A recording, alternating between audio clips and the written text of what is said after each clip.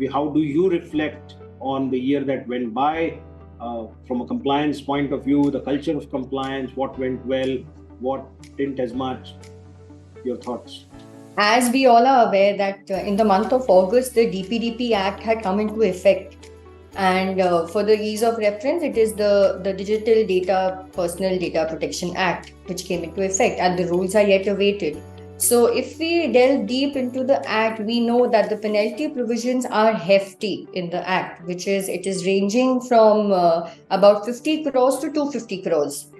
Also, it is concentrating a lot more on how to process the data. So mainly it now comes down to the organizations on how they are processing the personal data of their vendors, of their employees, of the third party interactions that they have. So that is something that I think is a very good change that the country has adopted. Of course, I mean, majorly they have taken it from the GDPR, which is very prevalent in the European countries.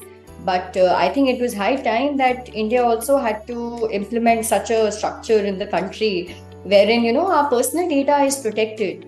And the good part in the act was also that they have discussed a lot on the cross-border transactions as to how the data is going to be processed. So I feel that was a very good change in our compliance regime, which now all the organizations are supposed to follow. And as you said, we cannot have a piecemeal approach anymore as to, okay, oh, let's see what happens. Like it is today, and it is today that we take steps for an organization to be fully compliant. Because being in the steel industry, we deal with a lot of cases with respect to workmen and then your processing of steel, wherein your mining acts and your factories act all have to come into place.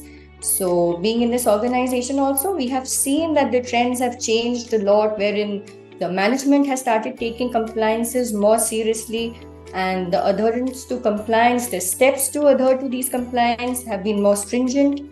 So yes, I think all of us are changing with the years and the amendments that the regulatory authorities are getting for all the industries to follow, in fact.